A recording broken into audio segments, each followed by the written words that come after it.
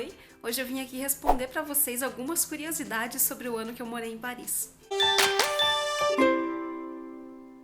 Outro dia eu deixei no nosso Instagram uma foto dizendo o seguinte, que de vez em quando eu comento, tanto aqui no canal quanto lá no blog, alguma coisa sobre o ano que eu morei em Paris, que foi de 2014 a 2015, algumas pessoas me perguntam, né, algumas curiosidades, algumas informações a respeito, e eu perguntei lá nessa foto se alguém queria saber algo sobre isso, já que naquela época eu não gravava vídeos, então não tem nenhum aqui no canal, e muita gente disse que queria, me fez algumas perguntas, enfim, hoje eu vim respondê-las aqui pra vocês. Como eu acabei de citar, não tem vídeos aqui no canal sobre esse período, mas tem lá no blog vários posts sobre essa época, então eu vou deixar todos linkados aqui embaixo, então se alguém tiver alguma curiosidade, quiser ver, enfim, tem vários lá sobre assuntos variados, desde sobre a burocracia, que é para você estudar lá, para você conseguir um visto, até com indicações de restaurantes. Então, se vocês quiserem ver, é só dar uma olhadinha lá, vai estar aqui no box de informações aqui embaixo.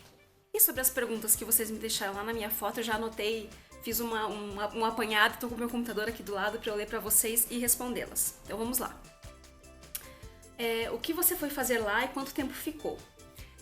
Eu fui fazer pós-graduação, eu sou formada aqui no Brasil em jornalismo e eu fui para lá para fazer uma pós-graduação em comunicação política e instituições públicas. Eu estudei na Escola de Ciências da Informação e Comunicação da Sorbonne. Eu fui para lá para fazer o segundo ano da pós-graduação deles, que é o M2, né, o segundo ano do Master. E eu fui em setembro de 2014 e voltei em setembro de 2015. Você já falava francês ou foi para lá para estudar? Quando a gente está falando em cursos de ensino superior, né, pós-graduação, mesmo graduação, mestrado e doutorado, existem muitos cursos na França, alguns deles, ou alguns programas tipo de doutorado, pós-doutorado, que até são em inglês, mas a maioria deles é em francês. E que é o caso do curso que eu fui fazer. E para você entrar, né, para você ser aceito, você precisa ter proficiência em francês, ou seja, você precisa comprovar que você fala a língua fluentemente para conseguir entrar. Então sim, eu já falava francês. Cada curso, né, cada faculdade ou cada área em específico vai pedir para você uma nota mínima nesse curso de proficiência. Então assim, as áreas ligadas a letras, comunicação, informação, como é o meu caso, exigem uma nota maior, porque você vai lidar com a língua, né, você vai precisar escrever mais, falar mais, enfim. Então é isso, mas depende muito de cada área em específico. Se você tiver proficiência também em inglês, isso não é essencial, né? Não é obrigatório, a não ser, é claro, que seu curso tenha muito a ver com isso. Enfim, depende muito de cada área, mas no geral, né, o inglês não é obrigatório, mas se você tiver proficiência em inglês também, isso ajuda muito. Eu fiz as duas provas de proficiência, fiz o TOEFL de inglês e fiz o TCF de francês para poder enviar junto com a minha inscrição. Essa parte de inscrição, da burocracia e tal, é uma coisa bastante difícil de explicar assim rapidamente num vídeo.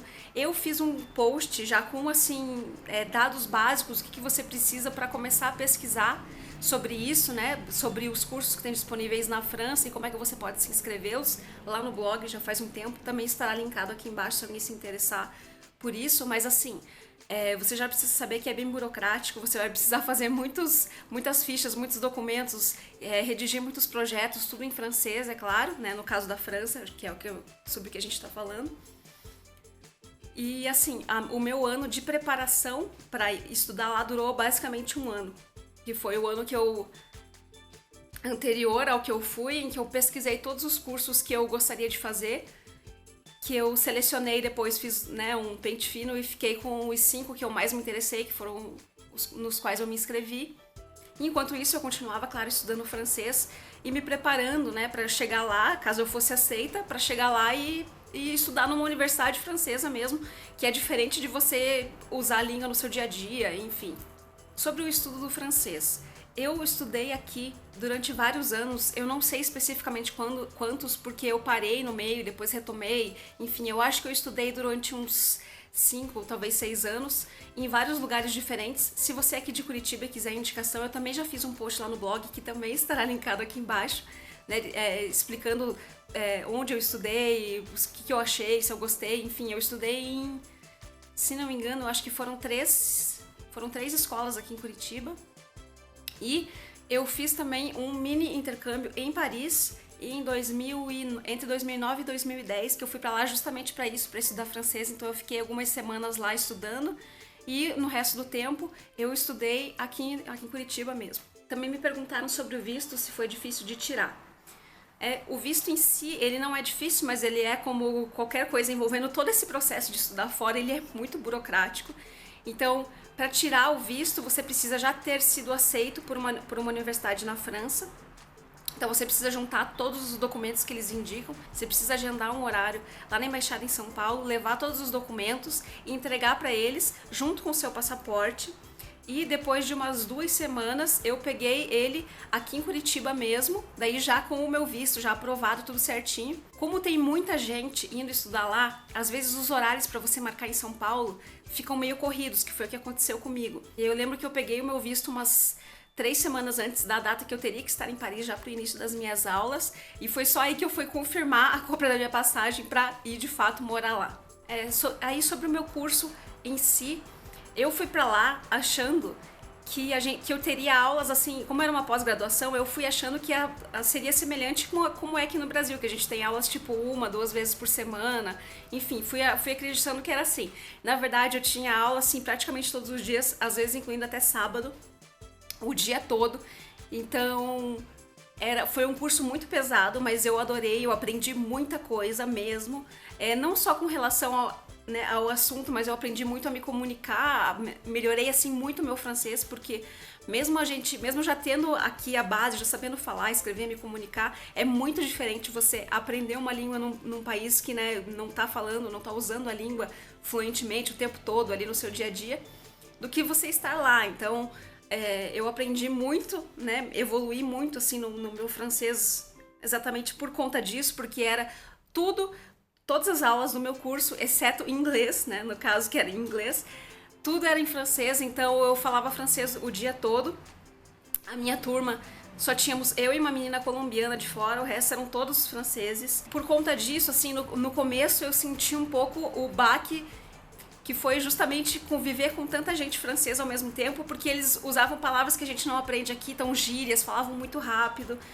E isso foi difícil no começo, mas leva uns dias, depois você se acostuma e vai embora. Bom, então tá, sobre a parte mais burocrática de ir e chegar e fazer um curso, enfim, o que as pessoas me perguntaram foi isso. Se vocês quiserem saber mais sobre, eu também posso responder aqui nos comentários. Se alguém tiver alguma dúvida mais específica do que isso, eu posso responder sem problemas. É só me deixar aqui nos comentários que eu respondo.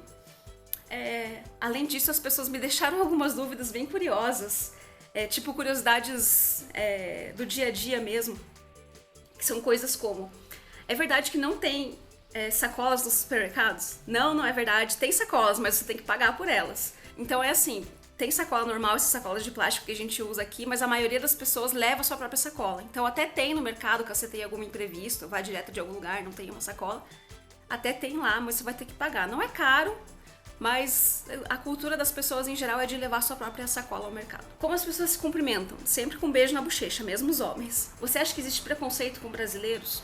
Eu nunca sofri nenhum. Não tô dizendo que não existe, eu nunca sofri nenhum. É possível se comunicar na França falando só português? Olha, possível tudo é, né? Assim, essa questão da língua na França é uma questão um pouco polêmica. Porque a França é um país que recebe muitos turistas, especificamente Paris é uma cidade que recebe muitos turistas, né? É uma cidade, um país que estão entre os mais visitados do mundo. O turismo em si movimenta muito a economia. E mesmo assim, eu acho que a parcela de pessoas que estão preparadas, que falam inglês, não é muito alta. E assim, é claro que seria maravilhoso que todo mundo falasse inglês, que todo mundo pudesse se comunicar sem problemas, que todo mundo chegasse lá e não tivesse nenhum problema com relação a isso. Mas a realidade é outra e a gente não pode esquecer que a língua deles, né, a cultura deles não é no inglês, a língua deles é o francês. Então a gente não pode exigir, né, que eles tenham a obrigação de falar inglês. No fundo, você tem que ir com a tua cabeça aberta e tentar mesmo que você não fale inglês bem, mesmo que você não fale francês bem, você tem que ir com bom humor, com paciência, tentar se comunicar. Se não for por meio do idioma, né, por meio do francês ou por meio do inglês, vai pela mímica mesmo, ou usa o celular com a ajuda do tradutor, enfim. Eu acho que você tem que encarar como uma aventura, com bom humor, que eu acho que dá certo. Outra pergunta, do que eu sentia falta daqui quando eu estava lá e do que eu sinto falta de lá agora que eu estou aqui de volta. Bom, eu vou excluir essa parte óbvia que é tipo a minha família e os meus amigos. O que eu mais sentia falta daqui quando eu estava lá era feijoada e coxinha. E farofa, mentira, tinha farofa também. E do que eu sentia falta, do que eu sinto falta aqui que eu estou de volta de lá. Eu sinto falta do metrô, porque antes de eu ir eu tinha um carro, eu vendi o meu carro e eu nunca mais comprei outro, hoje eu não tenho carro. Eu não sinto mais tanta falta hoje em dia, hoje eu me viro muito bem sem ter um carro. Mas lá a mobilidade na cidade é muito, muito melhor, é muito superior do que a gente tem aqui. Lá eu nunca deixei de fazer algo porque eu não tinha como me locomover com um carro. Então assim, nunca eu deixei de ir num lugar porque eu não tinha um carro para poder chegar nele. E aqui né, enfim. Fora isso, eu sinto muita falta da comida de lá também. Dos supermercados franceses com bilhões e bilhões de queijos, dos vinhos que eram bons e baratos, sinto falta da programação cultural da cidade, que é sempre muito movimentada. Então, assim, são muitos museus, são bilhões de exposições o tempo todo, enfim, tem muita coisa pra fazer lá e é uma cidade sensacional. Outra coisa que as pessoas me perguntaram foram dicas de como viajar de forma barata em Paris. Observando a Europa como um todo, Paris não está entre as cidades mais baratas para você viajar. Já vou avisando. Mas é claro que você consegue, né, economizar. Você pode ficar num hostel. Paris há alguns anos era meio pobrinha, assim, de albergues, de hostels bons. Agora já abriram alguns legais. Eu não fiquei em nenhum, mas se vocês quiserem eu tenho indicação. Eu posso deixar aqui embaixo também uns nomes de lugares que ficam em regiões boas, que vão ser um pouco mais baratos do que você ficar em hotel. Você pode pesquisar também Airbnb ou apartamentos para alugar. Eu já fiquei em um que foi sensacional, eu gostei muito. E também é um pouco mais barato que hotel porque você consegue cozinhar, né? Comprar comidas no mercado e tal e fazer você mesmo em vez de ir em restaurantes para fazer todas as refeições. Isso também é uma coisa, né? Isso do mercado também é uma coisa que ajuda a economizar muito, porque apesar, assim, Paris é uma cidade que tem uma cena gastronômica incrível e lá você vai conseguir encontrar desde os restaurantes super baratos, mas maravilhosos, até os restaurantes caríssimos, mas também maravilhosos.